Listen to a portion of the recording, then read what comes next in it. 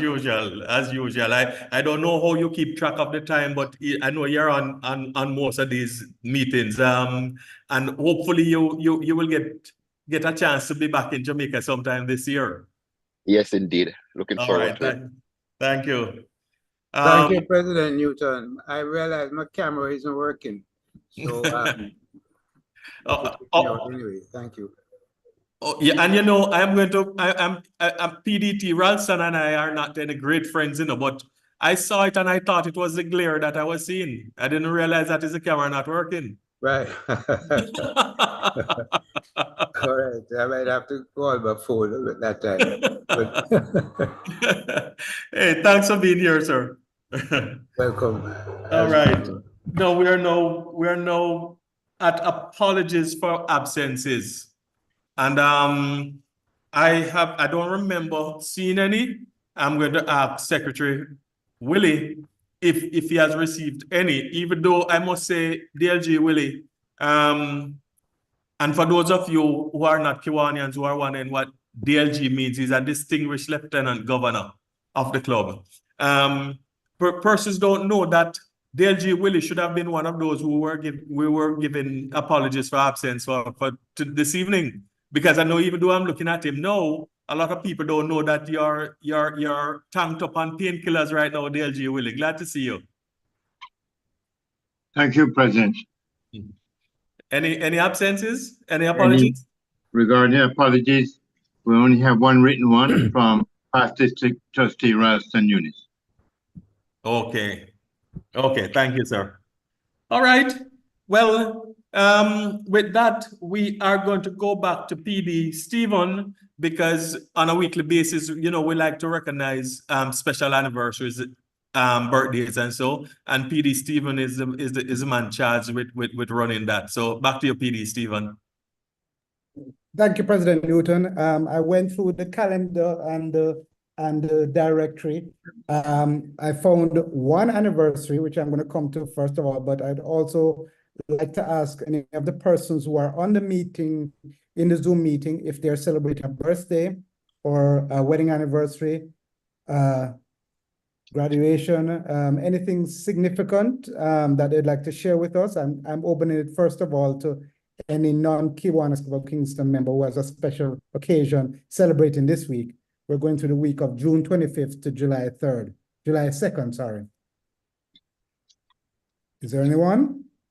If not, we do have one special occasion that we do have to, that I want to bring attention. DP Stan Dunwell, I'm trying to see if he's on a meeting, but maybe not, because he will have his hands full.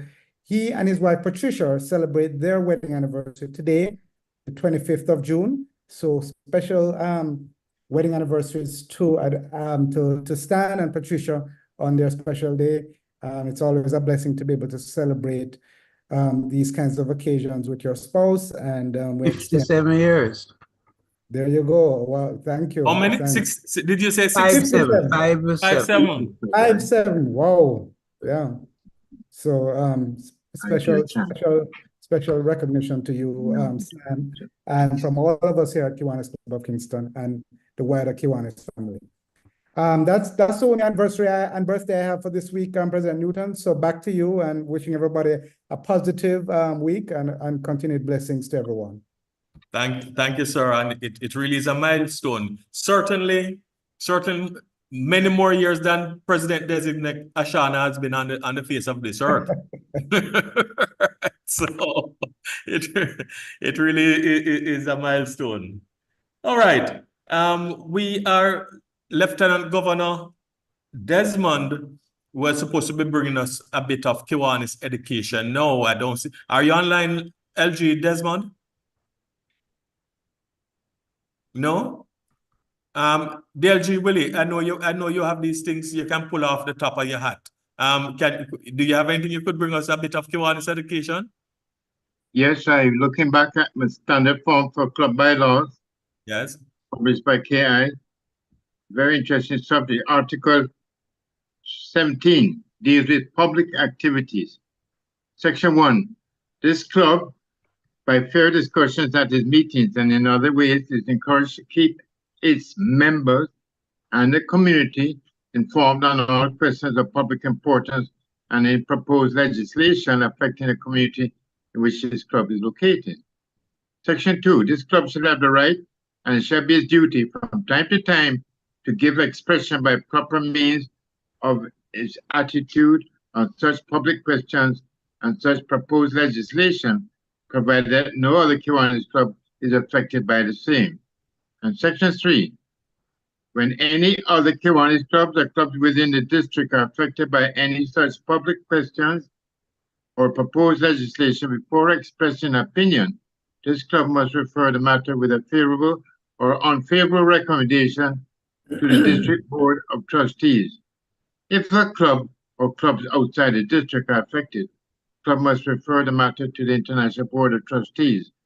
Upon approval of the recommendation by the district or international board, respectively, the club may publicly express its opinion through legal and proper means. Lastly, Section 4. This club shall not be used in any way for political purposes, nor shall it, as a club, actively participate in the political candidacy of any person. That's your Kiwanis education for this evening. President Newton, over to you, sir. Thank you, DLG Willie. All right, and with that, we are at the point that a lot of persons joined us for this evening. I mean, one of the things we know about Jamaicans, we are sports enthusiasts. I mean, 90% of us are wagonists, but you know, still we're sports enthusiasts, and especially when it comes to track and field. And as we know, the Jamaica National Championships are around the corner, and our tonight's guest speakers are two of the persons who have the pedigree to bring us through a presentation as will be done this evening. Another person who has that pedigree will be the moderator, DP Stewart Spencer. And so, since I'm one of the wagonists, I will at this point hand over to PD Stewart. President Newton? Yes, PD Stewart. If you can keep talking for another minute and a half, one of our presenters asked me to send him the link by email, and I sent it to him by WhatsApp. So I'm just kind of trying to. Okay, well, that is fine. That is fine.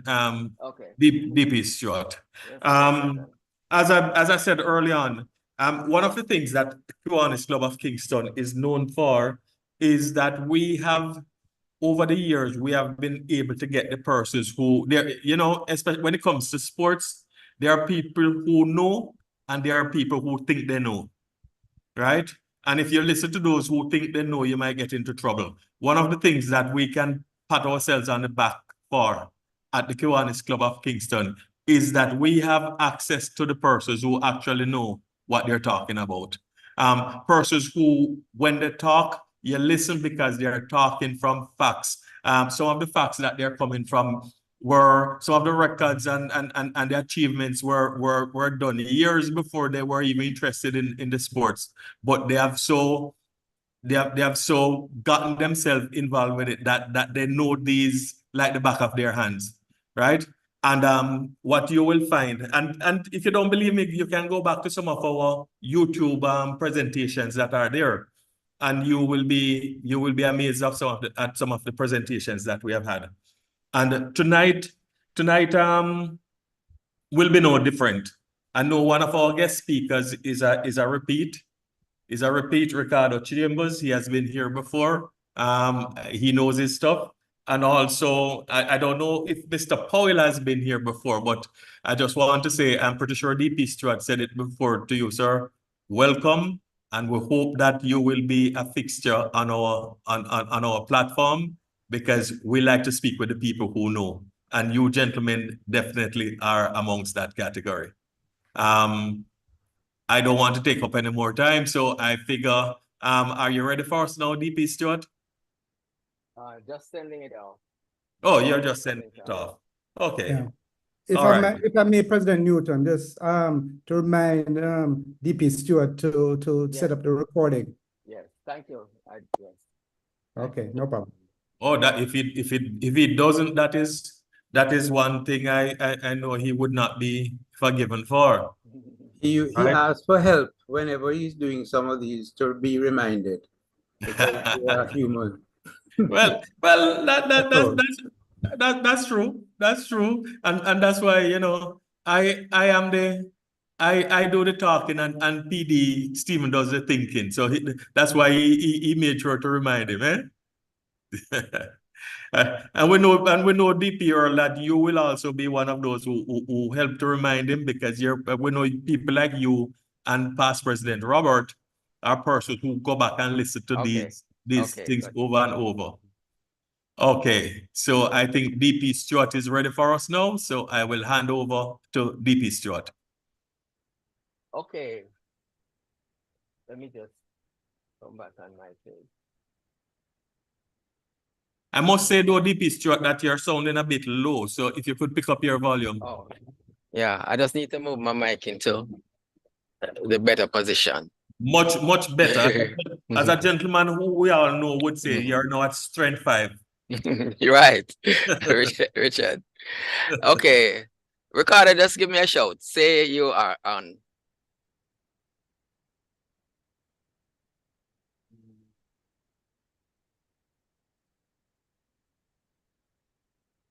Let me in the meantime just say, well, I'm gonna welcome my two presenters this evening.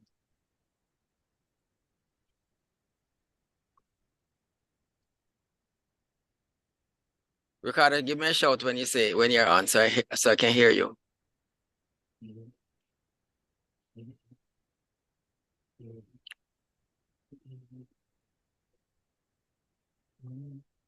Okay. Okay, Ricardo, I think I see you. Okay. Fellow Kiwanians and guests, this evening it is a pleasure. I mean, some of you know that I'm a track fan, and you know, it's something that we like to do every year. Take a look at what is happening in track and field, especially as we approach our national championships, aka trials, but the official name is Jamaica National Championships. So this evening we have two special people. Let me start with Hugh. Right now, Hugh Powell is someone who I have been trying for years to get him to come on one of these programs, and he has always had a good reason, and I can't fault him for that, why he was unable to. But you know, perseverance is something that I'm gonna say I'm known for, but I'm not even sure if I'm known for it. But I do try whenever it really matters. And so I was able to get him this year. And Hugh, I'm really happy to have you. I've described him as one of the most knowledgeable experts who is not on TV. And I'm only saying that because I haven't seen him on TV. He may have been. But let me, in terms of I give a little background. Hugh and I go way back when my daughter and his sons were swimming in age group swimming. So, but then I didn't know at that time that he was so knowledgeable about track and field, because then we were talking swimming. And as another thing I should mention about him, he's one of those, he's a KC man, so he's a Fortis man, and he's very involved with the Kingston College track team. I'm not sure his role, if it's manager or if it's part of the coaching team, but I will ask him to let us know that when we get back around to talking to him. So Hugh, welcome. Ricardo Chambers, though, he was with us last year for the first time, and we were happy to have him. And I really had to ask him to if he could come back, and he has accepted. And I'm very glad to have it. He doesn't need much of an introduction, as he, you know, you see him on SportsMax, you see him on, you know, he commentates for most sporting events, and you know, we can skip that part because we know a lot about Ricardo.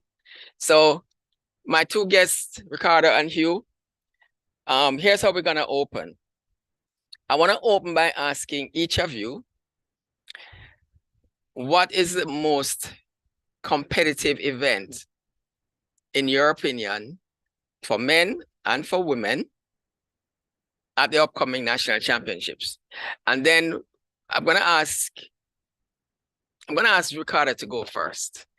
But then when he goes first, and then Hugh will give his two. I just need one event. Just one event for men and women each. And then I'm gonna ask the other person to comment on, like when Ricardo gives his and Hugh gives his, then I'm gonna ask Ricardo to comment on what Hugh suggested was the most competitive event. And then after that, we get into more of a detailed mix-up. So, Ricardo, did I say yes? I'm gonna ask you to go first. Yes. Could you go first and tell me which event, one for men, one for women, that you think will be the most competitive event at the national championships beginning on Thursday? All right. Good evening, everyone. Thanks very much again for having me. Most competitive event, from my standpoint, for the women, this is a tough one on the women's side, right? Because I think it could come down between the women's 100 hurdles and the women's 100 meters. Those two, I think, are the two most competitive. I mean, if you're speaking about just competitiveness, I'm gonna go with the women's 100. I'm gonna go with the women's 100 in terms of the most competitive event, but it's not far off from the women's 100 hurdles. And on the men's side, for me, the most competitive event may end up being the men's 100 meters. So those are the two I am going with for now in terms of the most competitive events. Sorry. Yeah. So you're saying 100 for each, 100 for men, 100 for women. Yes. You wanted to say something else? Sorry, I think I cut you. No. I was just going to say, I figured that we're gonna go deeper into it. Yes. As we go along, and I can give you more insight as to why I say I think those two are the most competitive. Okay. Hugh, it's your time. What do you think are which events, for one for men, one for women, would you say is the most competitive? Good evening, gentlemen and ladies. Yeah, Your camera is a little hazy. Yes. I have to apologize for that. Since I logged on, I noticed that my all right, camera's hazy. it's what you say that is gotta be more important anyway. So we work with that. Go ahead. With the ladies' events, I tend to agree with Ricardo, but I disagree in terms of which of the two events will be more competitive. I think the women's sprint hurdles will be extremely competitive. The nature of the event, one mistake, and there are a number of women in that event who are capable of finishing in the top three. So, and the leader on time coming into this meet, although she has won 2 world championships, Danielle Williams, has never succeeded in qualifying for the Olympics. That is the nature of the event. So, for the ladies, I would go with the 100-meter sprint hurdles. And for the men, I'm going to go with a field event, right? I think the men's discus will be extremely competitive. We have 3 athletes of the Olympic qualifying this standard. And there's a 4th athlete who is our most decorated, who does not have the standard. And he'll be coming to try and, first of all, get the Olympic standard and also to make the team. So I'm anticipating a very competitive men's discus at the national championship. Okay. Sorry, go on, finish. No, that's it. Those are my 2. Okay, well, now I'm gonna ask Ricardo to come back in and comment on your selections. Well, he actually was tying between the 100 meters from women and the 100-meter hurdles for women. So he's not far off. But Ricardo, come back and comment on Hugh's picks.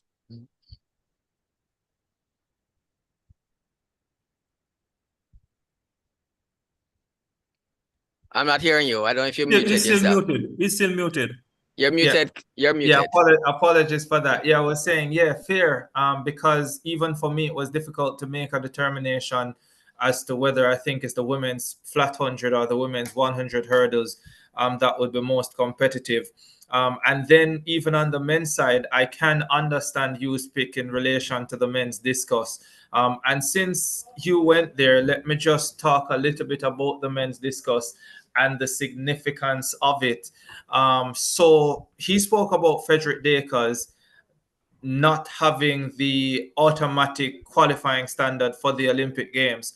But Frederick Dakers currently is ranked top 10 in the world. Now, from my standpoint, there's an interesting potential development in this event, because if Frederick Dakers finishes inside the top 3, which I actually strongly believe that he will finish inside the top 3, which means he will finish ahead of one of the athletes who has the automatic standard, then what will the J3s do? Now, there was a press conference just yesterday by the J3s launching the national championship, and that question was put to them.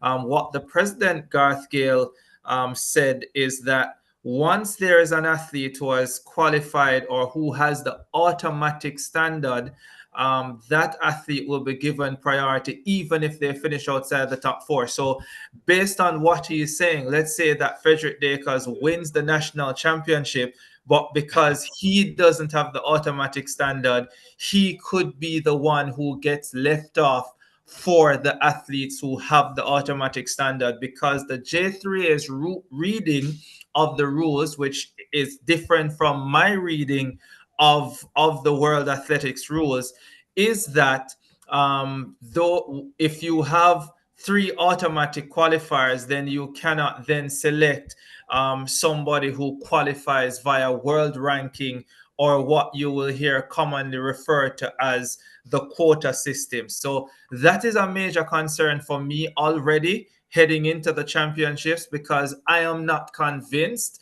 that the J3's interpretation of the World Athletics rules is indeed correct. And I see a potential controversial situation developing in that event. But certainly in terms of the competitiveness, it is very much there. So why is it up to the J3s, since you have a selection system that says you come top 3, and you are also eligible based on the quota system? Why wouldn't that be a factor? I mean, or why is it not being viewed in that manner? Can you tell? I can't, because I really don't necessarily understand what the J3 is saying. From my standpoint, my reading of the rules is that there are 2 ways to qualify. One way is to meet the automatic standard. The second way is by world ranking or through the quota system. For majority of the field events, you do not have 50% of the field qualifying by the automatic standard. So most of the athletes, or at least 50% of the athletes, especially in the field events, are qualifying based on the quota system anyhow. Now, my reading of it is that the J3s has jurisdiction over whoever they select to represent Jamaica. And so even if you have 3 automatic qualifiers, if somebody at the national championships finishes inside the top 3, then the J3s can select that person along with the automatic qualifiers who are also in the top 3. But they are suggesting to me that that is not their reading of the World Athletics rules. And I suspect, to be honest with you, that in the next couple of weeks, I know I have already sought clarification and I'm awaiting word from World Athletics and their communications department as to exactly how we should be reading the rules or how we should be interpreting the rules. But at this stage, that's what I was being told at the J3's press conference. But as I said, I think this one could be potentially controversial. Okay, thank you. I'm gonna go to Hugh, but let me just say this. Frederick could solve all of this by just placing in the top 3 and also throwing the standard. But then the conditions at our stadium never usually are not really usually conducive to large throws. In fact, I'm gonna ask you, you probably know, if those who have thrown the standard, if any of them were done in our national stadium. No, not one single one of them. Right. I suspected look at the performances over the years. The best performances in Jamaica have come at Excelsior High School. A lot of that because you're talking about an open venue, so the implement tends to fly. Yeah. Whereas inside the national stadium, that's not quite the case. I've heard the athletes as well complaining about the surface, the surface for the ring, and how that in itself has not always been conducive. I think some work was done on that some time ago, but still, it is rare that you get 67-meter throws inside the national stadium. Really, really rare. And so, yes, I think, as you said, Frederick could solve that problem by getting over 67 meters, but that's not going to be very easy to do inside the national stadium. And I think while I personally believe he will finish top 3, I am not necessarily convinced that he will also meet the automatic standard this weekend. Right. Okay, Hugh, can you comment on Ricardo's selections? That was your option as well. Ricardo picked the 100 meters for women and the 100 meters for men.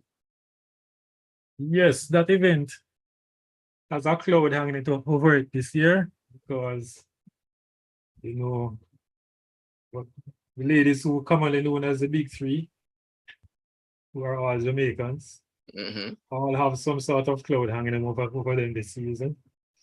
We all know Elaine picked up an injury very recently and may not be at her best. Shelly started her season late, and her first run wasn't that impressive. And Sharika also started her season late and has not looked at her usual best. So this has brought some sort of openness to the event. So from that standpoint, it became competitive. I think though that Sharika looked good enough in her first 100 meters to be capable of handling this field. So I will be selecting Sharika to win that event. And I had a good look at her just this week, and she has looked a lot more tapered physically than when she ran those two races. She has physically changed. She has looked. And she has lost a little weight. Some people are saying she has looked a little heavy. Physically looked like she had lost some weight. So I think she'll be performing much better to a national championship. So I think she will win both sprint events. Looking all right, forward. Well, let's not go into the other ones events. Okay. Let's come back to Ricardo's other pick, the 100 meters for men. All right, the 100 meters for men. I also think that will be clear cut.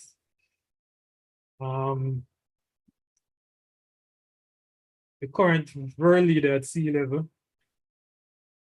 Seville, I think should comfortably take that event. The time he ran, 9.82, has not been approached by any other Jamaican since Usain Bolt at the 2016 Olympics. That's the last time another Jamaican ran that fast. There's a lot of hype about a youngster at MVP. He ran something at our nationals last You year. mean Kishane? Yeah, Kishane Thompson. Uh-huh. He has, ever since he has been in high school, he has his reputation of not being able to go the rounds. Which high school did he go to? I can't remember him at high school, but Garvey Marcel, yeah? Oh, Garvey Marcel. Okay. Yeah, man. He was feared by the youngsters because he always came out and ran some fantastic relay legs and embarrassed them. But did nothing in individual events, yeah, even from high school time. Oh. Yeah, so the youngsters know that he's fast, but he's not able to put it together in a meet. Was never able to do that at high school level. So he's yet to be able to.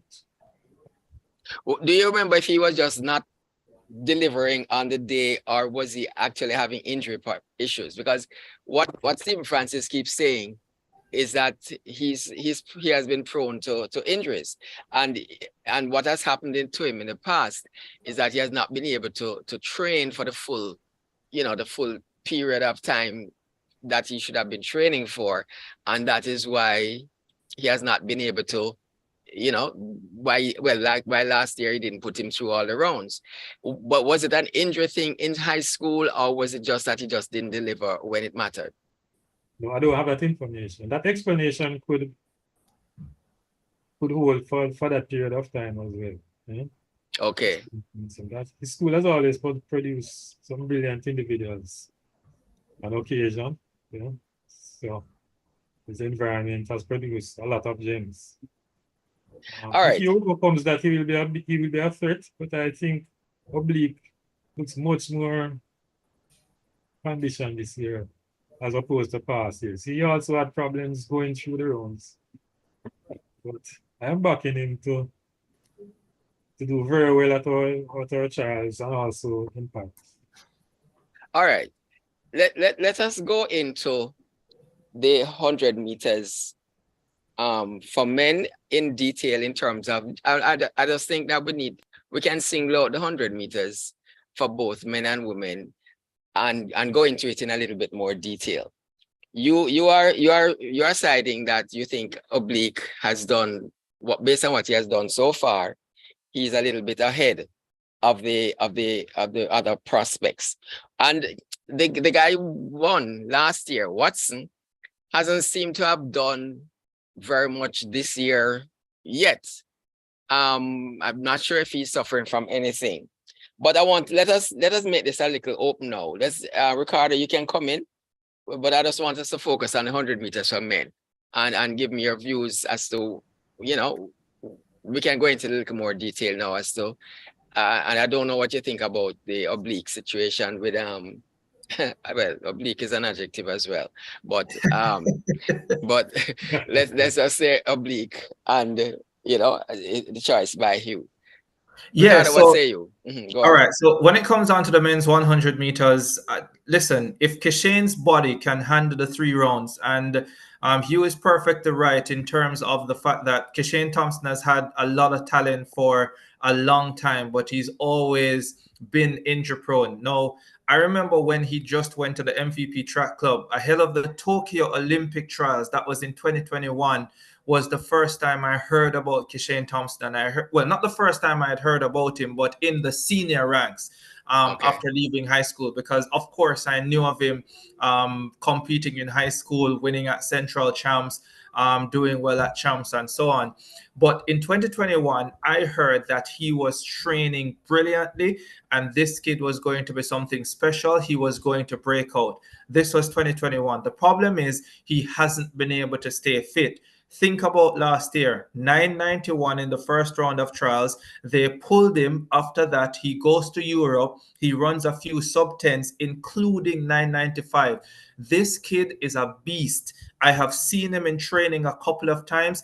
If his body can hold up for 3 rounds, he is going to run something ridiculously special. And I think Jamaica and the entire world will be in for a treat when he goes up against Oblique Seville, who has shown already that he's in terrific form. Oblique Seville, for me, is in 9-7 shape. He showed that at the Racers Grand Prix, and I think again he's going to show a lot of it at the Nationals. Think about Oblique Seville. He had injury concerns in 2021 ahead of the Olympic Games. Last year he got hurt on the 23rd of May, had to withdraw from the Racers Grand Prix, turned up at the trials, did enough to make the team, and then went to the World Championships, ran 986 in the first round, eventually finished fourth, but again, just being able to show glimpses of what he's capable of. This season, especially at the important point of the season, he seems to be healthy. After the Racers Grand Prix performance, he did point out that, listen, I had some injury issues earlier in the season, but no, I'm good again. We saw what he did at the Racers Grand Prix. You look at him physically, he looks like an athlete. I mean, before he looked so small and frail, looks as if he's been doing some work in the gym. He looks stronger. There's no doubt he's faster.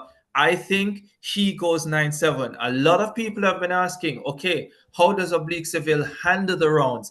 I think a large part of why he has struggled to handle the rounds in the past is because of, I would say, maybe a lack of training. When you get hurt, you can't train in the same way that you would otherwise when you are 100% healthy. You look at his 200 performances this season, first race, 20.17, goes, runs a 200 on the straight, 19.9. He is strong. So guess what? For me, that means he's in a much better position than he's ever been to be able to last all three races going through the rounds. So I expect him to turn up and deliver something special. If Kishane's body holds up, same thing. And then for me, Akeem Blake, that's who I think the third place will go to. I think there are several other men as well who will think to themselves, I have a shot of being in the top three. But for me, I'm just going to give the nod to Akeem Blake right now. Okay. So the other persons, where do you think? I mean, Watson was a surprise winner last year. I think he has been overseas a couple of times this year. Have you heard anything behind the scenes as to why he's Yeah. Well, I had a chat with Stephen Francis last week, and one of the things that Stephen said about Rohan is that he didn't travel well last year. So he ran 991 at the trials, went to the World Championships in Budapest, and did not repeat that type of performance.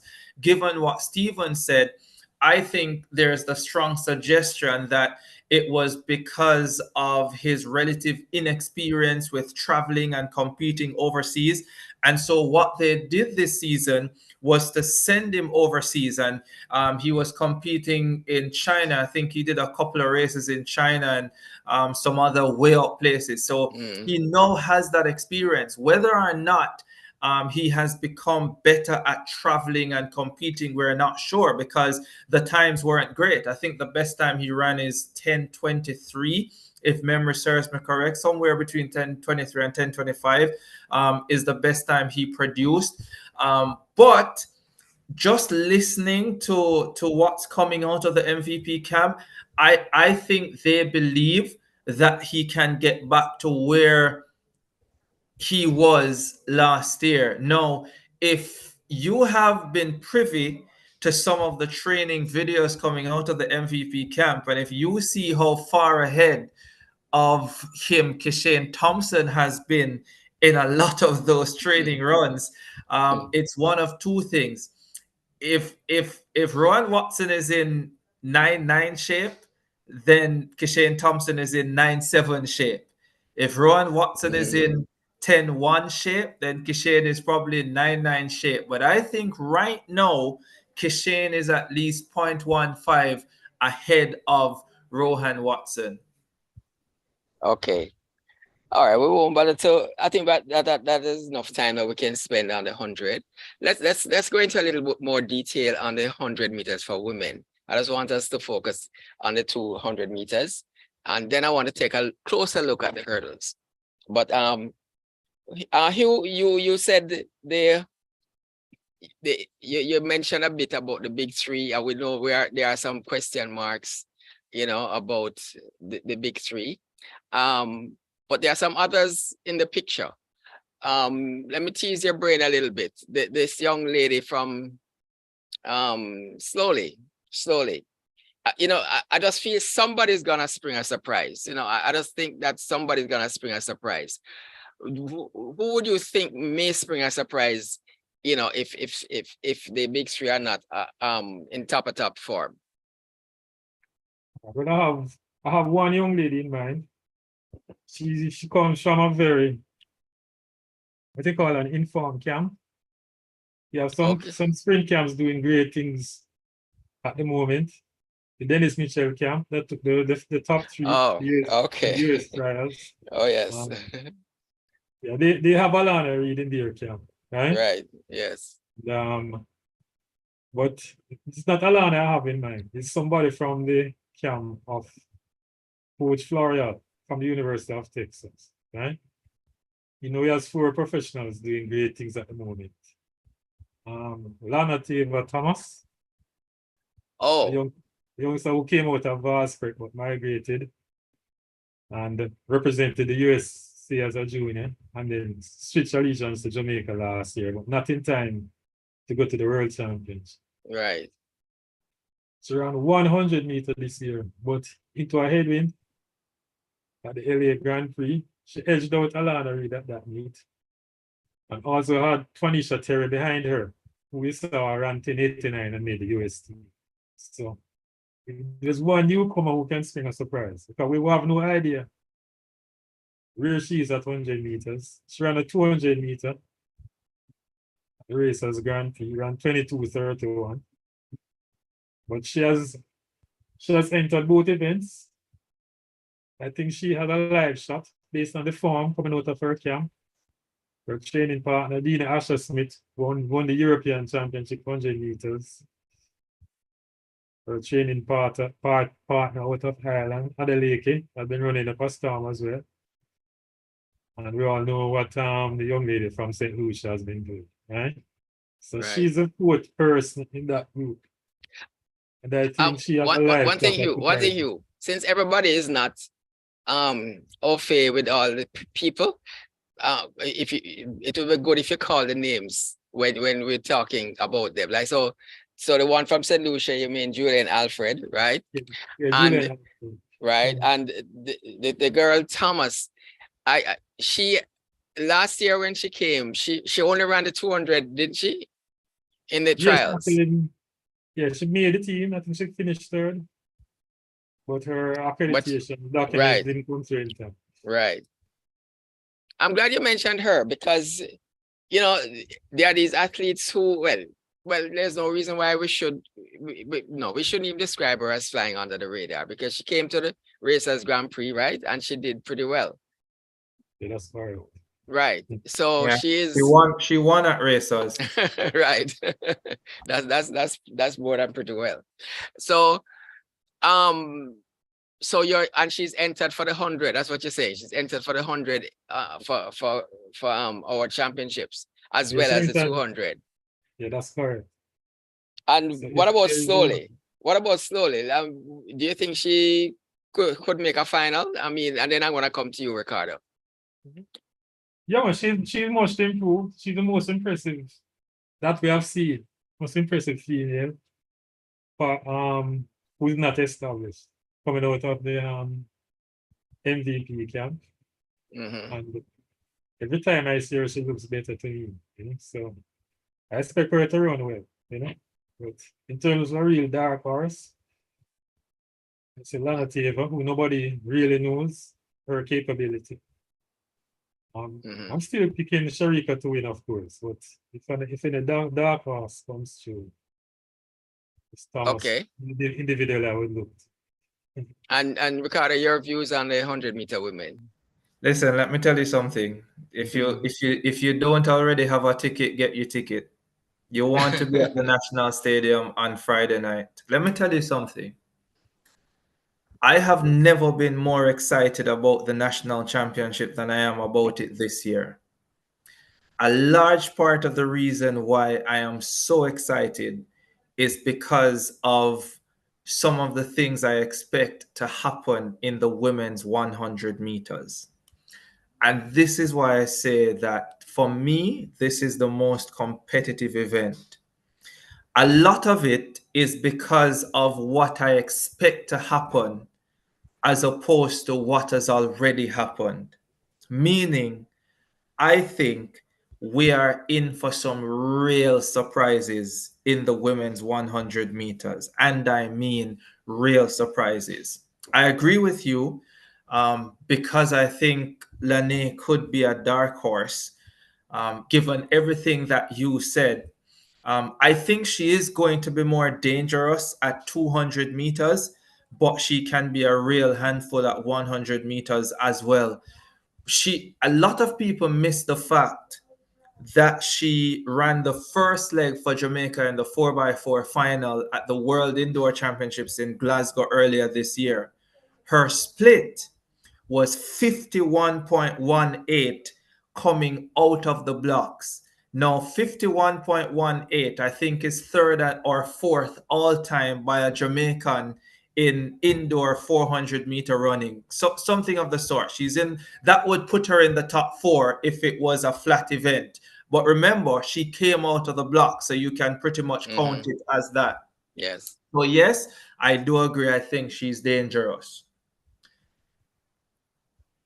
So, well, listen. I don't know if I even want. Let me tell you. So many people have focused on Crystal Slowly, right? Because we've already seen her go below sub 11. In 2008, a young lady came to the national championships, relatively unknown to the Jamaican public. She ran 11:02, 11:25, 10:85, finished second at the nationals, and went on to win the Olympic Games by 0.2 of a second. I think everybody knows who I'm talking about. Right. I think they now call her the greatest of all time. Certainly as far as the women's 100 meters is concerned, Shelly-Ann Fraser-Pryce. I believe that something similar could happen in 2024, where somebody who we are not expecting, who we are not looking at, could come through and produce something spectacular. And maybe Shericka Jackson still wins it, because I still have Shericka Jackson as my favorite. But I think this young lady is going to be in the top 3. I am talking about Tia Clayton. Here is why I say that. In March, now listen to this, guys, March, Tia Clayton ran 11.12 and 11.13 on the same Saturday at a Velocity Fest meet in Kingston. I understand that subsequent to that, she got an injury. It doesn't appear to me, though, that injury set her back too much. She has Stephen Francis as her coach. And I have a lot of respect for Stephen and his ability to peak his athletes. And so if she got hurt, Stephen would know exactly how to back her off and be patient in building back to the nationals. Now, remember, guys, this 11:12 and 11:13 came before Crystal Slowly ran 11:09, before Crystal Slowly ran 10:99. The other thing I know about Stephen Francis, if he only has one surprise card to play, that card will not be played before the nationals. It says to me that he has another card outside of Crystal Slowly, and I think that card is Tia Clayton, and I think she is going to be one of the biggest surprises at the nationals this year. Why Tia? Well, you have given me a reason for why you thought of Tia, but what prior to this year, Tina was the one who was kind of surging a little bit ahead of Tia. Has that kind of happened? What has happened with her? Or is, what's the latest information on that? Well, Tina is there as well. Sorry, Tina is very much there as well. And the last time I saw Tina in training, she looked fabulous as well. So who knows? Both of them could end up in the top 4 or 5. But this is why I say this event is so competitive, because you're talking about Sharika Jackson. For me, the Clayton twins are very much in the conversation based on everything I've seen. Crystal Slowly is in the conversation. Shashali Forbes from the GC Foster group is in the conversation as well. Remember, Shashali Forbes got injured at the Miramar Invitational. She came back, she ran 11.11 and then 11.05. If Maurice Wilson has gotten her peak right, then she too will very much be in the conversation and should go below sub 10 and get very close to her personal best, if not better, her personal best, and threaten 10.8 seconds. You spoke about Lenny Tava Thomas, who I agree is going to be very, very dangerous. There's Brianna Williams, who ran an 11:08 recently. Her new coach, John Smith, has traveled with her to Kingston for the trials. That says to me that there is serious belief in what she is capable of doing. And then there is Shelly-Ann Fraser-Pryce. You can never count her out because she is such a champion. She has so much belief in what she is capable of doing. And I know individuals will say that, well, the 11:15 in Kingston was not super impressive. But for me, that was Shelly-Ann Fraser-Pryce just testing the waters, and I expect her to show up in 10-8 shape for the Nationals. Listen, tears are going to flow from the semi-final stage because some very good women are going to be on the outside looking in before we even get to the final. And notice, because I know we have a lot of Elaine fans from last year, and I know they're back this year, and I haven't called her yet, but that is because I genuinely don't know what is happening with Elaine. I genuinely don't know what to expect from Elaine. I don't know if she's going to turn up, and if she turns up, I don't know what shape she's going to be in, and that's just the plain truth. But this event, listen, guys, get your tickets. And Roka, we haven't heard anything about the visit to Germany. We haven't heard anything as if to say whether the doctor was able to work any magic. So we don't really know what's gonna happen. That's kind of why I put her in the flyer, because there's the most mystery about her, and whether it's somebody, whether it's a hater or whether you're hoping for the best or you're hating on her, she's in everybody's mind. So let's see what happens. None of us really know. All right, Hugh, before we move on to the hurdles, any last comments on the 100-meter women? No, Ricardo was spot on. There's a lot of uncertainty in that event. A lot of uncertainty. I really copped out guy selecting Sharika as the most likely winner.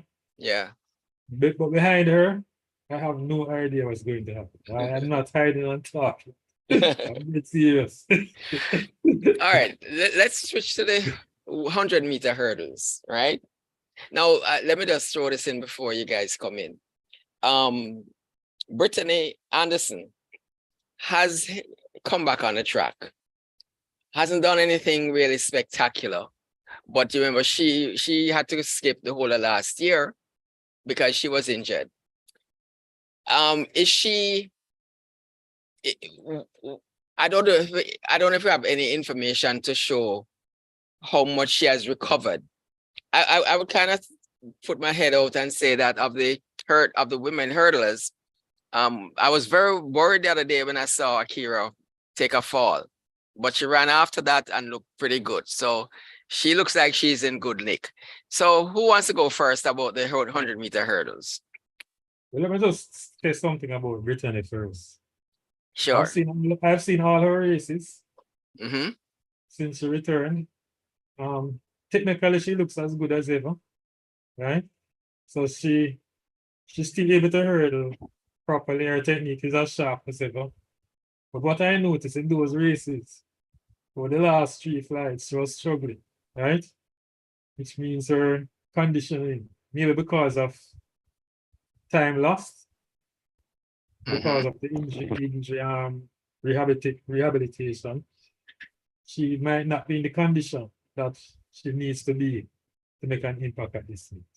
Right? So the last race was very disappointing to me. I think she ran 12:93 in the prelims and 12:87 in the final. And that was after a 2-week break. She was at the same place. So I've not seen any progress.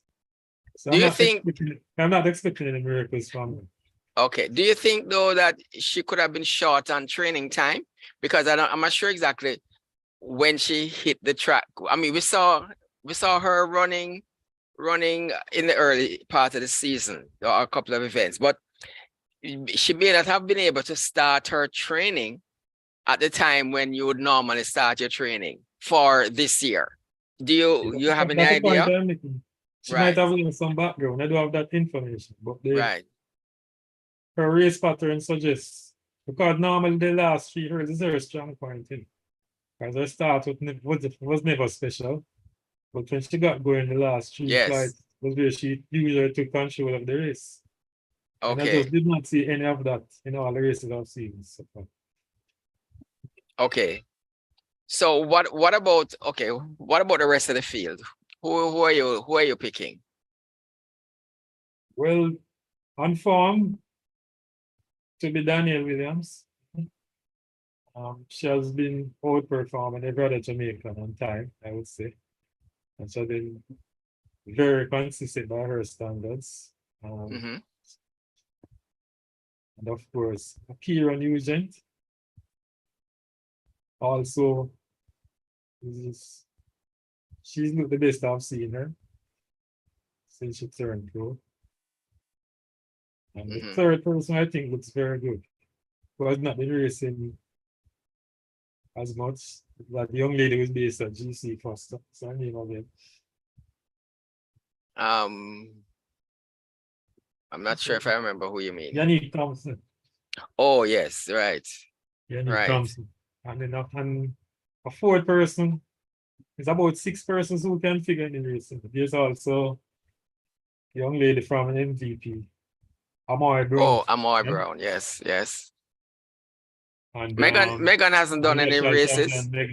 Megan hasn't done any races, has she? No, she's not in her usual style. So we have no idea what kind of shape she's in.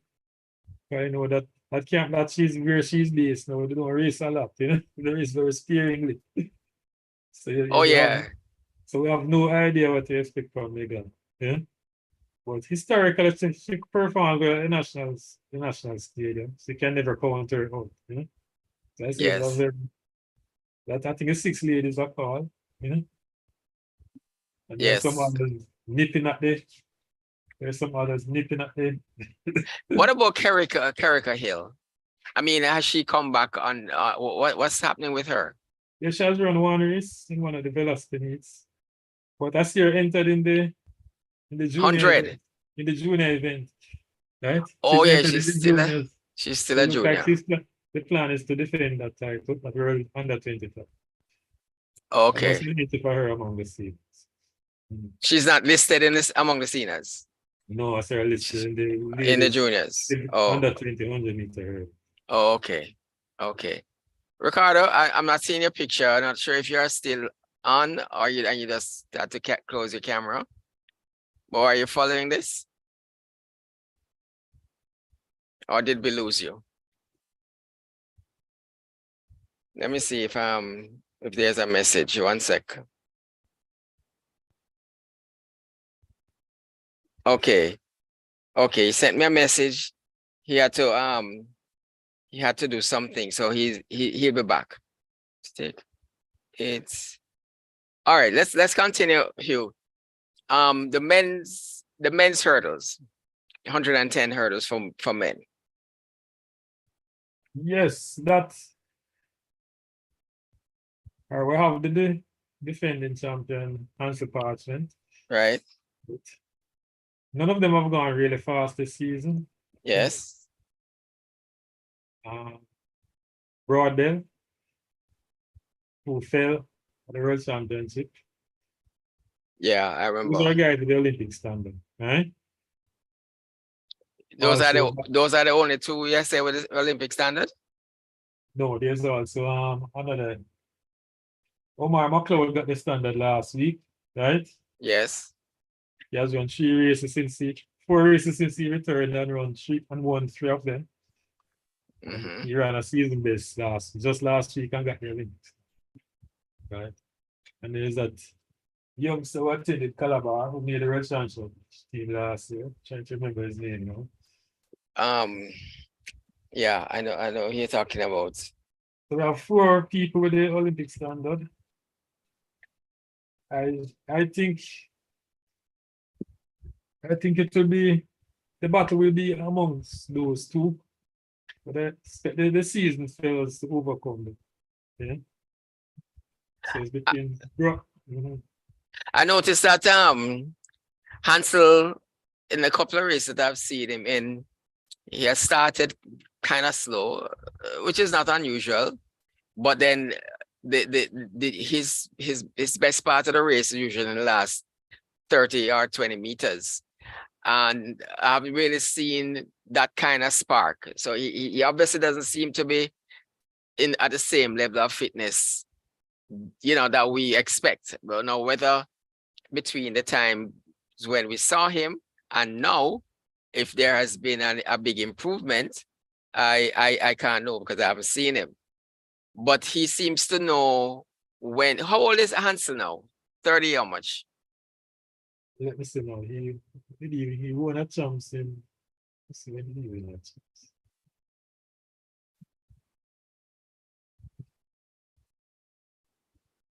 He's about 30. He's at least 34, I would think. Yeah. But 2009, it might have been about 90. all right. Okay, well, 33, yeah, 33, yeah. He's getting up there. Yeah. But Broadbell, I think I remember last year when he fell, right? One of the things that I noticed about his season before that event is that he hadn't done a lot of races. I don't know if you recall. And I'm saying he had not done a lot of races before the Budapest. Am I correct? You're quite correct. Right. Because I said, like, it's okay. It may be okay for a 100-meter runner to not have a lot of races. It may be, maybe they can get away with it. But I think with hurdles, you have to go over those barriers and have races. You have to have actual races. And I remember once somebody asked him the question, and he kind of flippantly, rejected the notion that he would be at a disadvantage because he hadn't done a lot of races. And it didn't work out so well for him. And this year, I haven't seen him doing a lot. Has he had any races? He has done one, maybe one? He has one race. Nothing one else race. Last year. And right. I agree 100%. Right.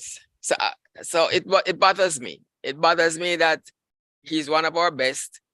And either the camp or himself don't seem to feel the need to get involved, to get competitive races going, because I think it's more important in the hurdles than any other race.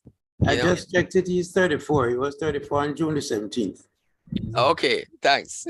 Okay, so we're okay. Is there any? You mentioned the 4 persons. I think that's about it. Well, there's another youngster from the same camp, but he has the same his pattern is the same as Brown. Oh, They not- hardly not- race. I think he had hardly race race. once also. That is Tyler Mason. You remember him? Yes, yes, Tyler Mason. And there's All those guys have the entry stand, the Olympic standard. Right. So that's where the race will be among those 5. Yeah. Mhm. And I don't really like Broadwell for the same reason you mentioned. Just and Not the bigger enough reason races. is also prone to error, you know. Yes, and But, it's such a technical event that it seems you can only be on point when you're doing it. Anyway, let's see what happens at the trials, and then let's see what the pattern is between the trials and the Olympics, assuming that he's on the team and so on.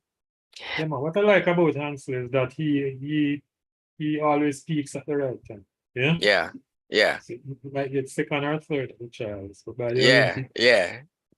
he's on top of it. And he seems a methodical person, like he has a plan, and he seems like a thinking athlete.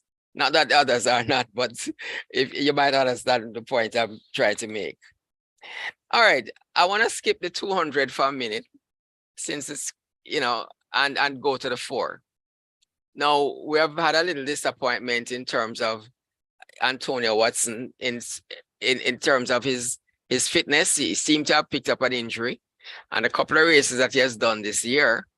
This is the men's 400 I'm talking about, really. He doesn't look quite like it now. If a lot has happened since we saw him last and now, which is this week, I don't know. But what can you say about Antonio Watson? Well, I don't know the nature of his injury, but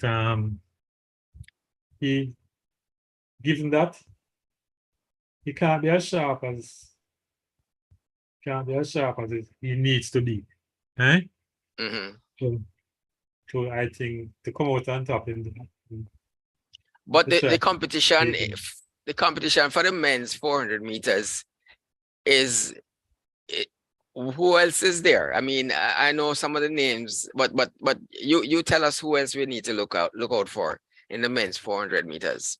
Well, the fastest Jamaican this season is Powell, right? Oh yes. Mm-hmm. He was the national champion the year before last, right? Mm-hmm. Yeah, last year's champion is another one who he has the fastest time for the season. 44.54, I think. What's that person? What's his name again? Last year's. Oh, same Javon. Okay. Continue. Mm-hmm.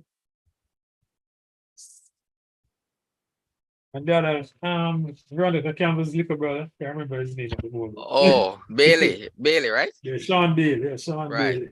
Mm-hmm. Those 2 guys, I think the race will be between them. Right? Yes, I think we have 4 people with the Olympic qualifying, right? Because Big Boy, if you know who that is. Yes. Also have the qualifying time, yeah. But I don't expect it to figure. He's found foot face too much, so you can't confidently expect him to run well all the time.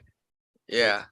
Between Powell and Sean Bailey, I'm leaning towards Powell because he has had a great collegiate season. And he also ran a fantastic leg at that 4x4 attempted to qualify in the Bahamas. He ran the fastest leg. Mm-hmm. So, you remember what the split was? He split 44.3 on the second leg. Right? Okay. Okay. Powell, Sean Bailey. The thing is, Watts never won the trials last year either, and Sean Bailey beat him by the name of this wonder coach by the World Championship. He was the most performed and won the whole thing. So if he gets into the top 3 and is selected, I expect him to be much better shape by Paris. But right now, I'm leaning towards Javon Powell and Antonio Watts. The fight to finish out this 400. Okay, Ricardo, I think you're back. Yes, I am. Apologies for that break. All right. In your absence, we had taken a a closer look at, well, let's do the last one that we were just talking about. The Yes. 400 hurdles, the 400 meters for men. Yes. And I was kind of lamenting the fact that Antonio Watson didn't seem quite on top of his game, and he may have had an injury. But how do you see the 400 meters men? I don't know how much of the last discussion you had picked up.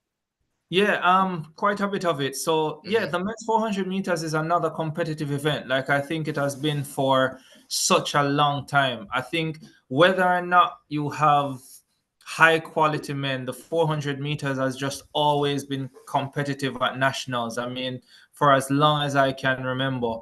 And I think this year is going to be no different.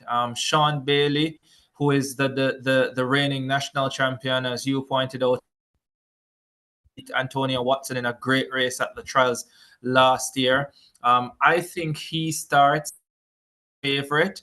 Javon Powell has looked really good, but I just never discount the fact that athletes like Javon Powell are coming off long NCAA seasons. He also went to the Bahamas and ran that 4x4 for Jamaica. So I do expect him to do well, but taking everything into consideration, the fact that Sean is relatively fresh, he will come. He hasn't run a lot of races this year, but the couple of races he's run, he's improved 45-1, then 44-9. And I've always felt that Sean has a lot of talent from he was at St. Jago High School. So I think he could well defend that national title. I don't think we should ever count out the national record holder, Rasheen McDonald. We know he can be bad on a day, but he can also be brilliant, like he was at the World Indoor Championships earlier this year. And I suspect that the Rasheen McDonald that will turn up here will be the one closer to what we saw at the World Indoor Championships, where he got the bronze medal, than what we saw subsequent to that, leading into the nationals. And no, he's had some injury concerns, but the reports are that he is relatively good again, and has been training a lot better, and is likely to perform well here. But yeah, it's gonna be a great event. It's gonna be a competitive event, and it's also one of those events where you could end in a situation where somebody is in the top 3 who doesn't have the automatic World Championship qualifying standard,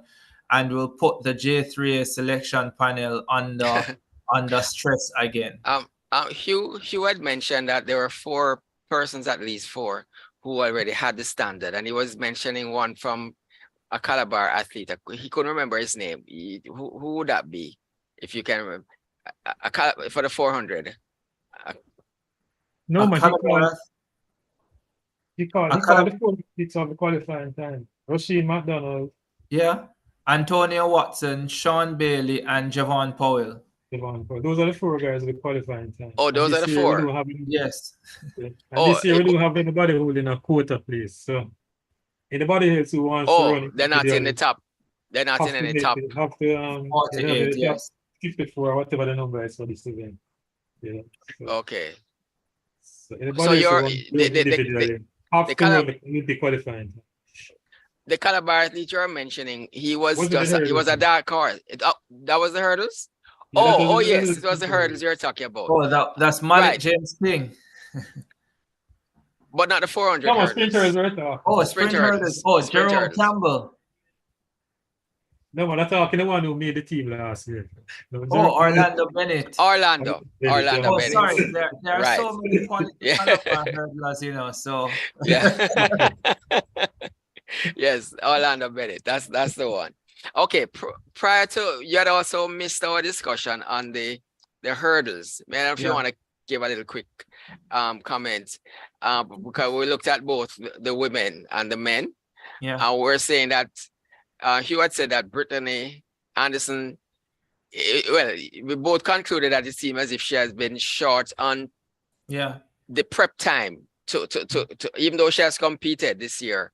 She seems to be short on the prep time. And I'll mention a couple of the comments that came up. We were worried about Broadbell in the sense that last year he didn't do a lot of races before and he fell. And this year he's still not doing a lot of races, which gives me a little cause for concern. So I don't know if you have a comment on that aspect of Broadbell. He's not and he seems to feel that it's okay. I don't know if it's his coach or himself. What is your take on not doing enough races, especially in a sprint hurdle? Well, as a trend, so Broadbell is part of the Elite Performance Track Club, where Ronaldo Walcott is the head coach. And you think about some of the other athletes who are there, Shelley and Fraser Price, Elaine Thompson-Hero, not part of Elite, but is coached by Ronaldo Walcott. If you think about Karika Hill, if you think about Julian Fort, who else can I think about? Broadbell would be in that. Kimber Nelson is in that. Tyler Mason. I want to say they all run sparingly. I don't know if it is by design or if it is that they have had injury issues and the coach is being cautious in not wanting them to compete too much because of those issues. But as far as I am concerned, it is a trend at the club. Rochelle Clayton is probably the one who has run consistently from that group.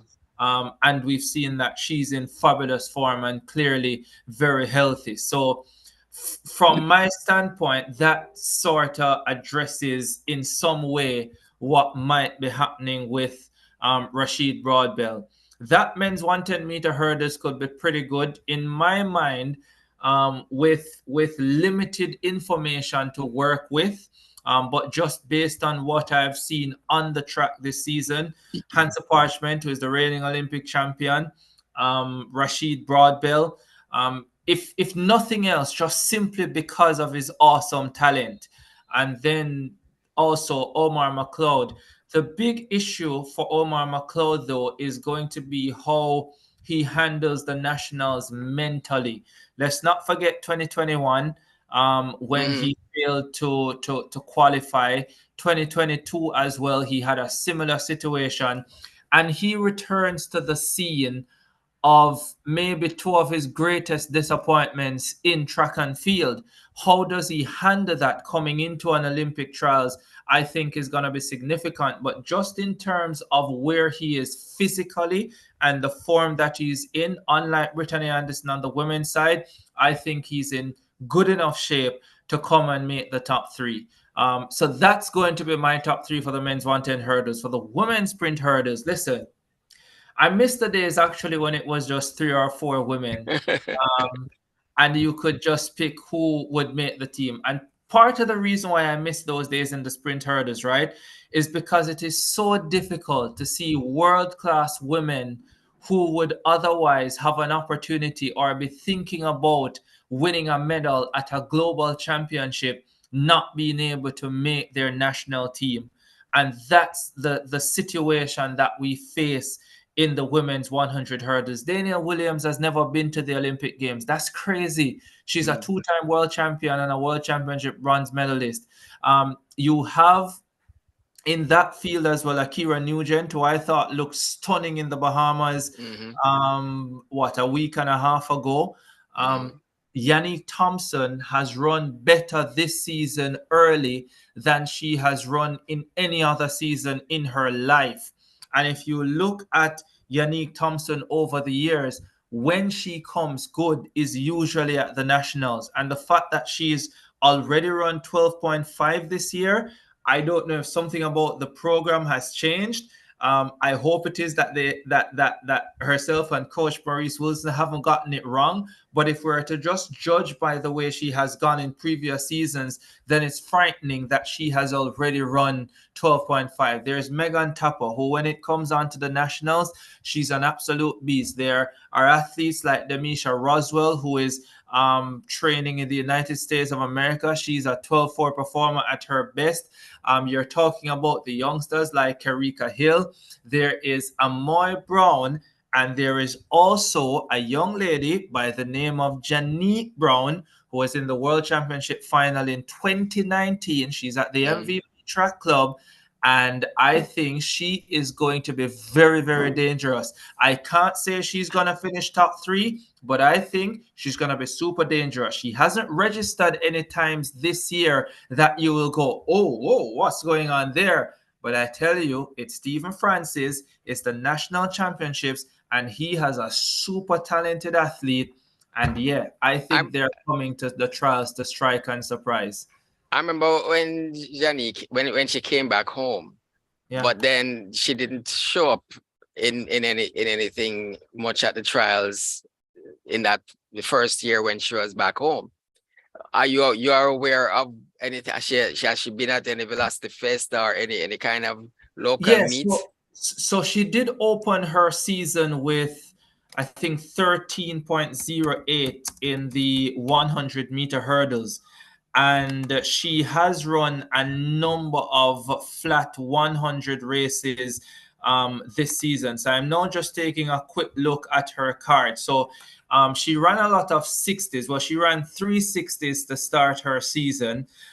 So it is clear that the coach has been working on speed quite a bit. And then she's also run 6 100 flat races this year, with her best time being 11.64 seconds, and she's run the 100 hurdles on 3 occasions: 13.15, 13.23, and 13.03. Again, on the face of it, if you just look at those times, you will not be alarmed. You will not think that she is going to threaten at the nationals. But I think we have a surprise on our hands. And I'm not saying that she's going to make the team, because the field is so good. There is so much depth. There is so much quality. But what I'm saying, she's going to be in the mix, and she is going to run fast. Whether it's going to be fast enough to make the team is another thing, but she's going to be there. She's a former national record holder, right? Sorry, DP Stewart. Yes, President. I am so sorry. I've not wanted to break the flow, because this thing has been going so good. So I just want to ask the extension, a member of the Kiwanis Club of Kingston to move a motion for an extension of an additional 15 minutes. To complete. So moved by DP Earl, seconded by? I seconded. Seconded by DP Stewart. Okay, sir. Okay. Please continue. Thank you. Right. Okay, I wanted to move on to some field events. We did talk a little bit about discus, because that was one of the picks that Hugh had in terms of the most competitive event. But I'm gonna throw out the one in particular, the long jump for men. Wait a minute, sorry. We talked about the 400 meters, and we didn't touch the women. Have to bring in the women. So you go first, Ricardo, with the 400 women. You know, there's Nikisha Price. The 400 women? Yeah, well, we didn't get to that. This one is easy. Nikisha Price, Stacey Ann Williams, and anybody who really wants it. Okay. Hugh, what's your comments on that? Yeah, I would agree. There are 2 women who really want it. Cherokee Young and a young lady who trains in the USA, who didn't attend school here, Anderson. What's that person's name? Sorry, what's Anderson? What's that person's name? The one you just mentioned that she attended school in the US. Oh, Leah Anderson. Leah Anderson.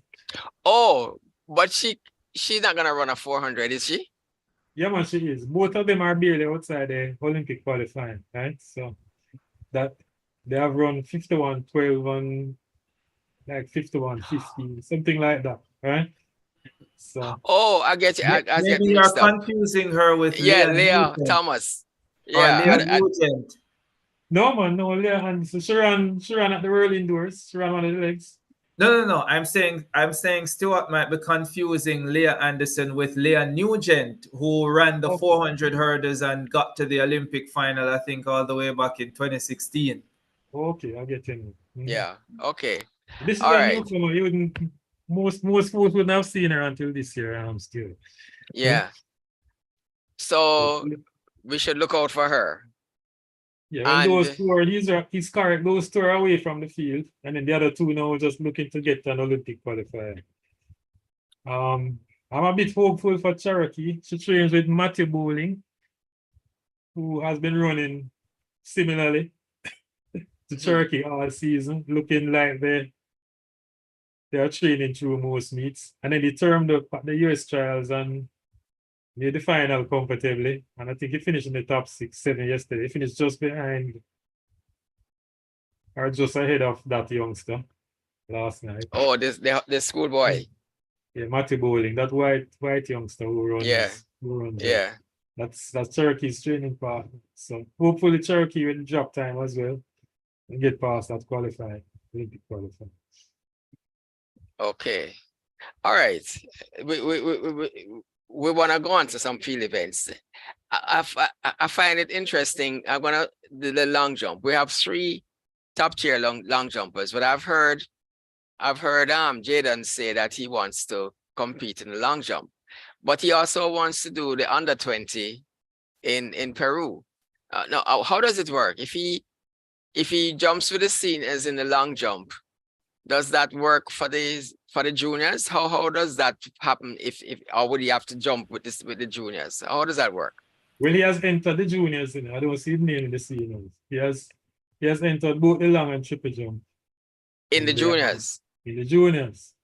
Among the seniors, he's the only one with the qualifying distance for triple jump. So maybe he has some engagement to the JHA to bypass that event. He's the only qualifier. And he can concentrate on maybe going after the world under 20 world record for the triple jump or something. As well as qualifying himself for the long jump for Peru. Okay, because he probably doesn't have many jumps under his belt to do the qualifying. Okay. So that would leave the other 3 long jumpers. Oh, yeah, so he wouldn't be trying to do long jump for the Olympics. Are we agreed on that? That's not what he was trying to do. Okay. So he wants to do the double at the world under 20. Right. So do they and all the other 3 long jumpers, they already have the qualifying distance, I would think. Yeah, man, the 3 established long jumpers. Established ones. There's a 4th fellow, Sean D. Thompson, who is 4th. Repeat his name. Sean what? Sean T. Thompson. Or Sean D. Thompson. Yeah, is he he's overseas based?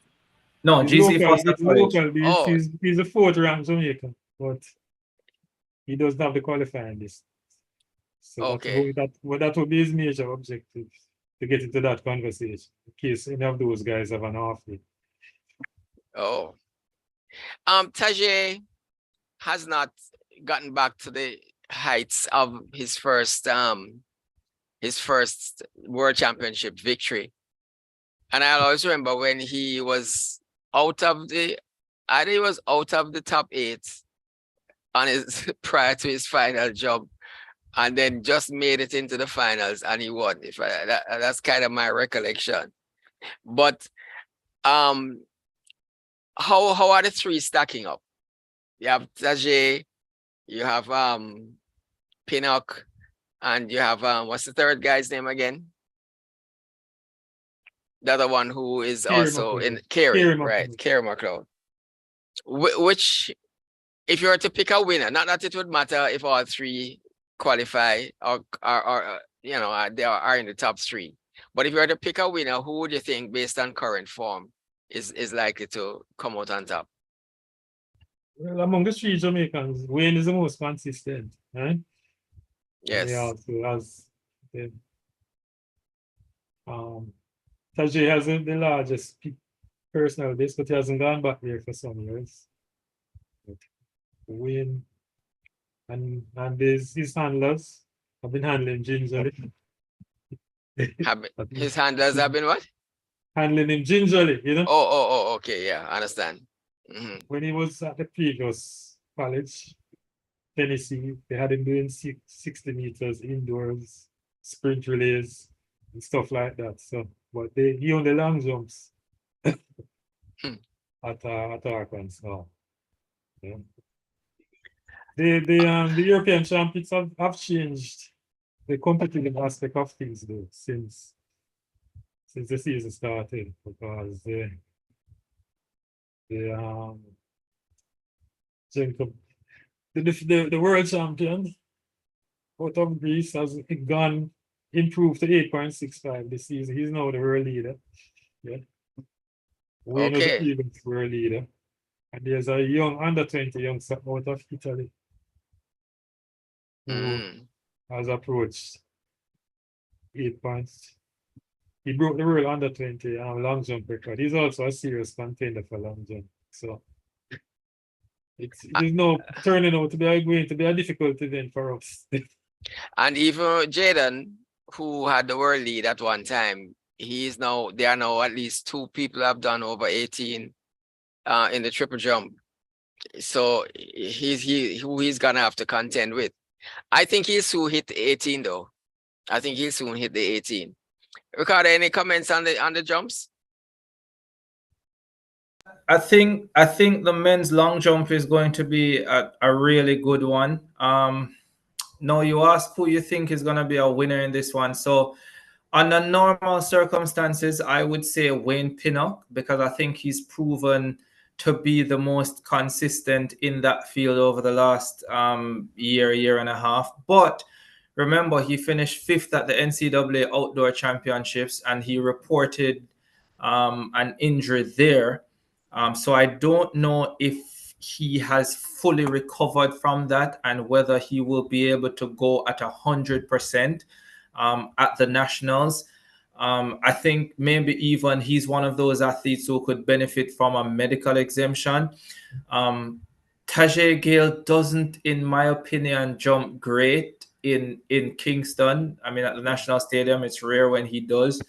And I mean, and maybe that gives Kieran McLeod an opportunity to win it. But there are 3 really good guys, and I think, I mean, we're once again going to be in for another good event. But I think what has happened a lot, and it's probably why I'm not so excited about the men's long jump, because so often you get excited about it and you come to the Nationals, and then although the athletes are good, it doesn't live up to the hype. But maybe this year it will seriously live up to the hype, because we do have world-class athletes, and the 3 athletes who have qualified will be thinking to themselves, we each individually have a shot at winning an Olympic medal. Okay, I want to give the audience about that, the long jump. What ahead. has been affecting the long jump over the years? Maybe the time it is being held. Yes. We're all familiar with the wind condition, the stadium. Yes. In the early afternoon. Yeah, the wind is against you. The wind is behind the jumpers, right? And again, oh yes. They're coming up. They're coming up, right? Mm-hmm. And late at night, the wind turns around, right? So yes. The long jump, it depends on when it is scheduled. If it's early or late, that's how we determine whether we have a fabulous competition or not. It affects the triple jump as well. All the jumps, the timing of those events. The folks take it to account, direction of the wind at that time. All right, I have a couple more things to squeeze in, but I want to open the floor right now, so that and then we can always fill in depending on. So if anybody has a question that they want to raise, I know there are a couple of things we haven't touched on yet, but I don't want to necessarily cover everything before we open the floor if there's somebody who has their hand up. So we'll continue talking, and then as soon as I see a hand up, I'll take it. Let me see. Yeah. Let me just. By the way, the men's long jump final is scheduled to start at 5:45 p.m. on Saturday. So depending on how big that field is, then because I think what also happens a lot is that it starts at a bad time, but by the time you get to round number 4, conditions are better. So the competitors take a while to really get into the competition and start hitting those big marks. Okay, I see a hand up, but before I ask Martina to speak, okay, TVJ seems to be covering the trials, or is covering the trials. And I find that their coverage of field events is extremely poor. I think they can find time to show the jumps. I think at the last time we had even at the racers meet, they were only showing like Jaden. Okay, Jaden is a star, but that doesn't mean that you can only show that particular his jumps. And yet they will fill in the time with a lot of talking, which they could show some of the jumps.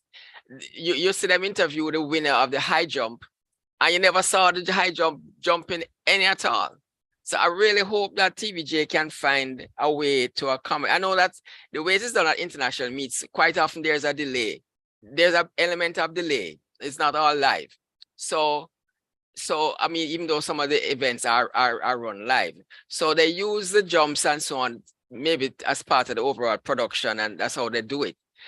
We are doing it live, but I think they can find some time to get in a lot more of what is happening on the field. Martino, you have your hand up. Go ahead, Martino. Yeah, there's something I'm seeking clarity on here.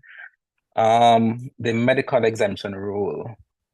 Could that rule be applied to Elaine, or be just the top 10 ranked athletes? Because I realize Daniel Hughes got medical exemption from his trials. How could that be applied to our athletes here, especially Elaine? Yeah, so the UK Athletics or any other national association will have different rules.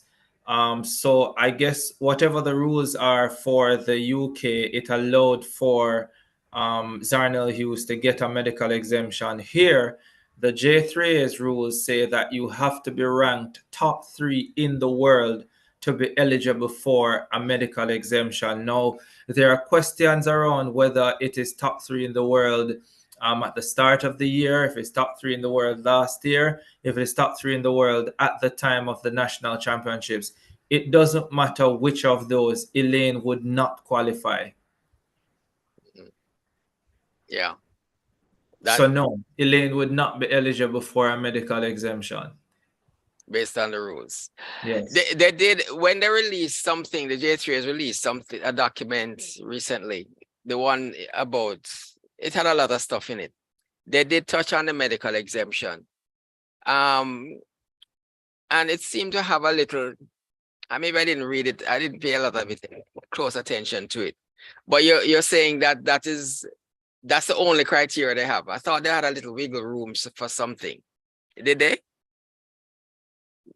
There is no wiggle room. The only wiggle room might be around when you should be ranked in the top 3 to be eligible. But if you are not ranked in the top 3, you are not eligible for a medical exemption. Okay, Martino, that's it for you.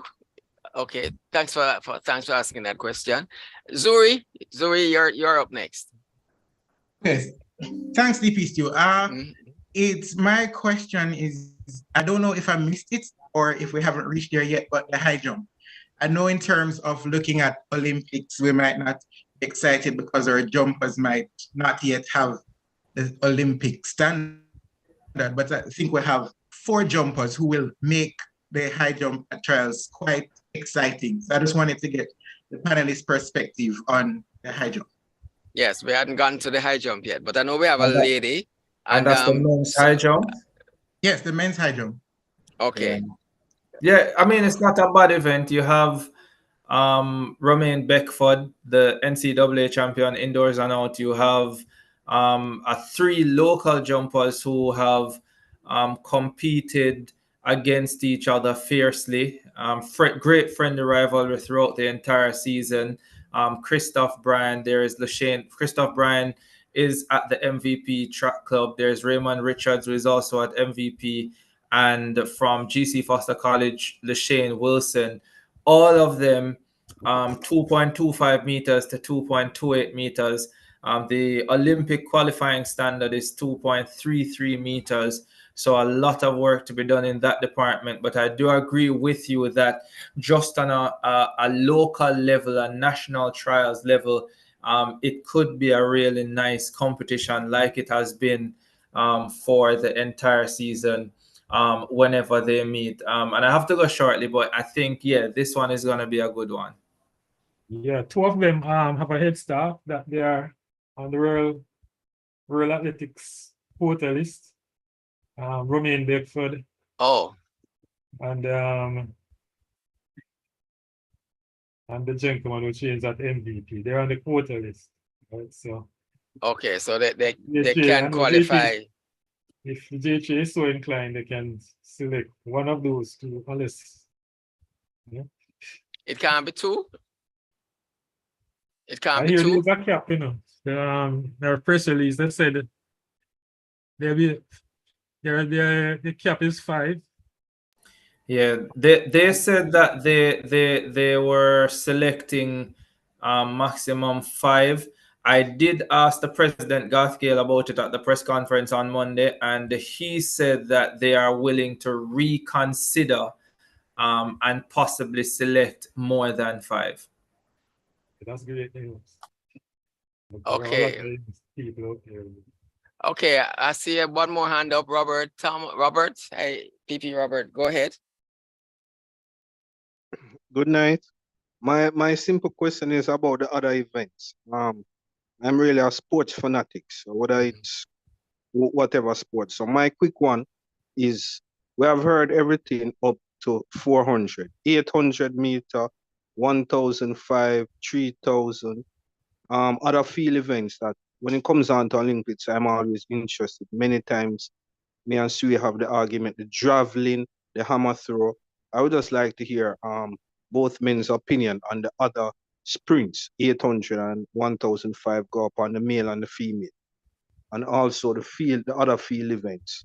And something I've said, I think from, was it Maurice? When we had somebody who did the decathlon, I haven't really heard of us going anywhere with that for years. So that's another one that I'd like to hear about. Well, one of the reasons we kind of took a pause because we wanted to allow the questions to come in first, and then we were gonna go back and then wrap. So we didn't get to the 800.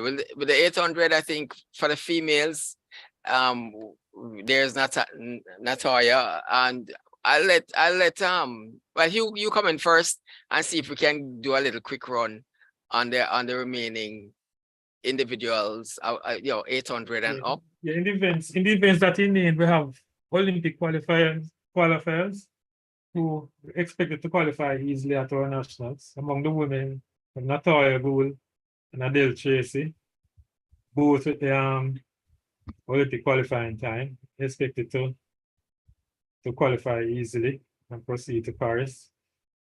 1,500, Adele Tracy is also the only qualifier from Jamaica. Mm-hmm. She will not have much competition at the nationals, so I think she'll be enjoying herself in that 800. Mm-hmm. You also named the hammer. We have one young lady who has been improving. She has thrown national record a couple of times this year. Nayoka Kiwanis is her name. She went to the World Championship, and she has continued to do well. She's also in the World Athletics quota list, so she can be selected if the president so desires. It's very difficult to meet those qualifying standards for field events. This is most of field events people have to rely on the quota system to get to the international games. And for those who are not aware of this, because of they set the standards very high, but they still have to field a final of, I think it's 12 people, depending on which event or so on. But let's say it's 12. And so that's how the quotas thing comes in. Whereas you'll find in the track events, it's not like that. I guess they want to make sure that they don't have too many people qualifying because they know they can make it up using the quota system. So it's almost not an indictment when you don't have the qualifying standard. It doesn't mean that you are way. I mean, if you didn't have the qualifying standard for the 100, for example, it wouldn't make sense to even try to go to the Olympics. So, but it's not that. It's not that that disparity is not not the same when it comes down to the field events. Anybody else who, I mean, there are some 800 guys. I don't think any of them have this qualifying standard, but we kind of get into the 144s now, aren't we? Yeah, we have one guy with the Olympic qualifier, right? Nevasky Anderson. He has the Olympic qualifier. I have about 4 other guys, about 2 seconds behind him in the 145 and 146s. I noticed one of them didn't bother to run the 800 because the qualifying standard is so far away from what there is now. He's at what, 145.9, that is farthest. He has entered the 400 only. And, oh. So I don't know if the 800 will be as exciting as people are expected to be. It's a trade for men. Right?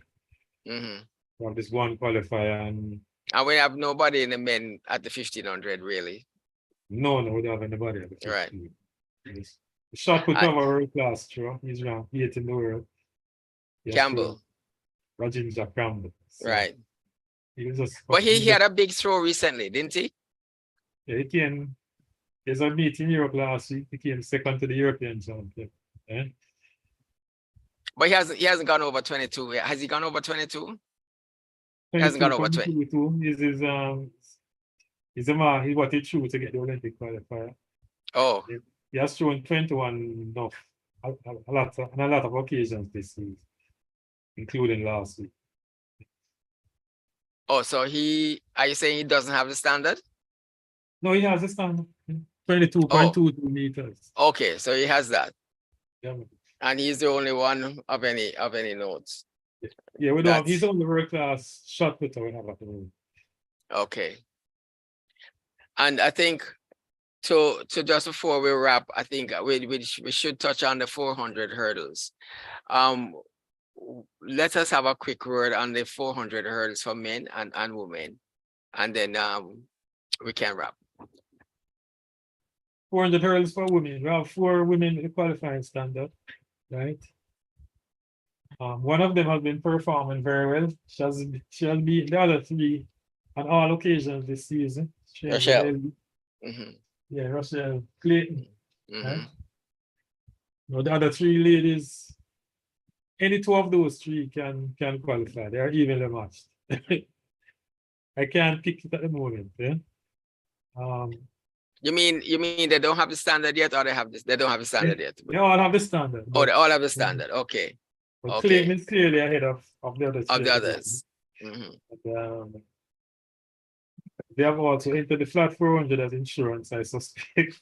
You remember which one comes first on the schedule? Oh no, because they changed the schedule last week, because of the 4x4. 200 people trying to risk for that 4x4 that you're planning to run on the Sunday.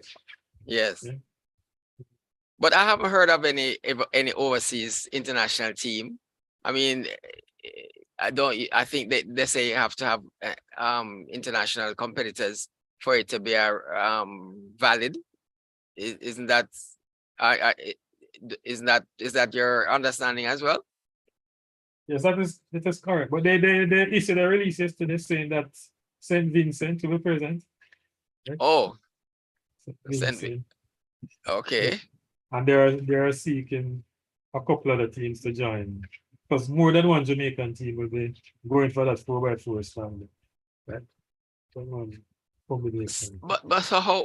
But then obviously they have to put the best 4 in one team. So what's the point in having 2? You understand what I'm saying? It doesn't make sense to dilute the best team to put in 2 teams. What they can do is what they attempted to do last time, but it didn't work, right? They can arrange a second team with two people up front who can provide the best team with some competition for the first 2 legs. Right? Oh, okay. Okay. Get the adrenaline going, but it didn't. The other 2 guys who provided role in the Bahamas didn't do that. Yeah? But then the 2 teams that you're mentioning, those 2 persons, they wouldn't be good enough to have been in the other team. Is that what you're saying? But they're good enough to give them a good run? They might not be that far apart, you know. Yeah. Okay, they might not be, yes, they might they not be might- that far apart. All right, that's true. That's true. That's true. So we plan to have 2 Jamaican teams, St. Vincent, and we're hoping to have at least another. I think it's supposed to be at least 3. I'm assuming it's 3 would include Jamaica. Yeah, that's correct. Right. Yeah. And then we should mention our 400 hurdler now, who did very well in Budapest. He has run a lot of flat 400s, I think, this year. What is his what's the latest on him? Well, he's entered for both the 400 and the 400 hurdles. Yeah. He's one of 4 at least we have with the Olympic qualifiers. So he has to be very careful on the day. That one of them that he doesn't have a bad day, one of them beat him. Yeah. Yeah. So Jael Hyde himself. A newcomer named Asine Wilson. A veteran named Rockstar Kato. You know? We're on a personal base. What's that person's name? What's that person's name? Rockstar Kato. Eh? Rockstar Kato. Okay, okay. He used to represent Jamaica back in the day, but he made a comeback this year. And I remember that name, yes. Was he a police? Was he a police? One of them was a. Could be right, but I'm not certain. You could be right. Yeah. Yeah, yeah. But it was pretty useful. It was pretty useful back in the day. Okay. All right. Any closing comments? I think Ricardo has apologized. He said he just had to run. He had another engagement. But so Hugh, just give a final little summation for me as we approach Thursday. Yes, a lot of intrigue around this national championships because of a lot of the uncertainty surrounding the condition of some of our traditional stars, yeah. And then they're like Ricardo said, there are some events where even with our best, all our experience, we genuinely have no idea what the outcome will be, right? So for that reason, that makes this edition of the National Championships an exciting place to be on the weekend. Yes, and thank you very much, Hugh, for coming on board. I hope next time we'll be able to see you with the camera. I saw it my camera by then. But I really appreciate your presence, and I know that you always have some names that I've never heard of. You gave us a few tonight, I don't know if there's any one last name that I think we have covered it. We have covered the range. So at this point, let me hand back to the president, and then he can introduce the person who's gonna do the vote of thanks. Thank you very much. Thank you, DP Stewart. Thank you, Sir Hugh.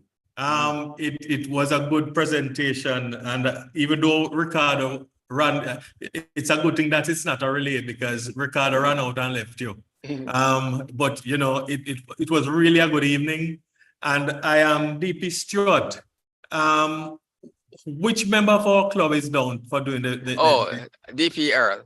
DP Yeah, Earl. right. I kind of suspected. Because I'd sent it to Steve when I thought Steve was gonna, and then I didn't get a chance to send it to you, right? Okay, I kind of suspected. So I want to thank you, sir, for coming on tonight and giving up some valuable information, some valuable time.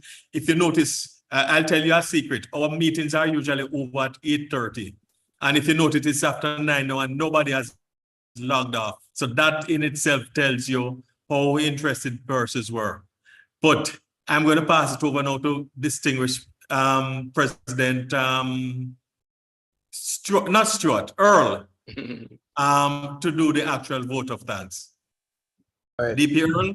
Thank you, President Newton. You can hear me?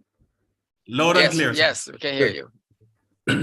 Well, of course, it's always a pleasure when it's Casey and Calabar conducting anything with track and field. And, we had Ricardo and Stewart, and you have Hugh from KC. Well, Of course, Hugh knows that I am a KCO boy too, but it is my pleasure to thank you both for your presence and information. You've piqued our interest and given many of us more understanding of what is afoot for us over the weekend. And we hope that maybe after this and maybe before Olympics, we could hear from you again. And it was really an informative presentation.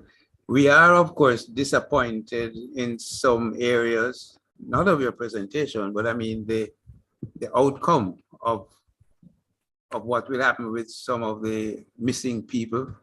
In particular, I would say for my part, Elaine's situation. And we all have our opinions on why what is what, but we don't know a thing. But we're glad to hear that there are so many folks on the horizon, and we can say, well, Hugh told us about this one here, you know, and so on. And as usual, both you and Ricardo have displayed all, well, not all, but much of what you understand and put it clearly to us. And we really enjoyed it. And thank you for making this presentation tonight. And as usual, and I hope you will have it hanging on your wall soon, we will let you have the certificate of appreciation in recognition of your contribution to the Kiwanis Club of Kingston meeting tonight. And we hope you'll keep it in a place that you want to come again. Thank you very much, Hugh. And in Ricardo's absence, the club thanks him too. Thank you very much for having me, gentlemen. Okay. It was our pleasure. Thank you, DP Earl. And again, thanks to you, Sir Hugh, and also to Ricardo, who had to run. Really, really, really great presentation. At this point, we're going to ask the Sarge, Chairman Zuri, to take charge of everything. So Sarge, you're now in charge. Thank you, President. So keeping in theme with the track and field, I'm going to be asking some track and field fact questions this evening. So the first fact question I'm going to be asking is, why can't you hear runners when they are training? And the answer is they wear sneakers. The next track and field fact, why shouldn't you let a sprinter be a Dura? I said, because you will end up with a runaway Dura. Where do you find the chattiest track athletes? And the answer at discus. And the final track fact I'm leaving with you this evening is, what do a dentist and a track coach have in common? They both use drills. Now for our charges. So, LG Desmond, for failing to provide the cliff notes for the insights from surveys sent about 4:23 p.m.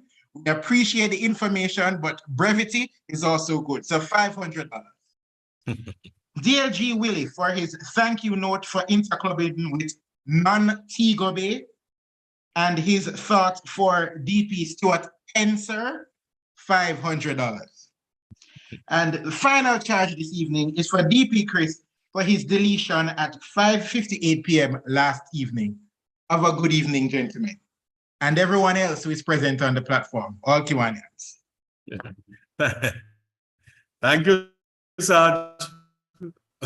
Well done as usual. Now we move on to notices and announcements and interclubbing opportunities. President, President, go ahead. You do have the privilege of finding your sergeant at arms. Oh, I can? Of course, naturally, of course. I had no idea that I could. I certainly, it's a privilege. I certainly will. Yeah, man, it's only you can't get started. I mean, it certainly is a privilege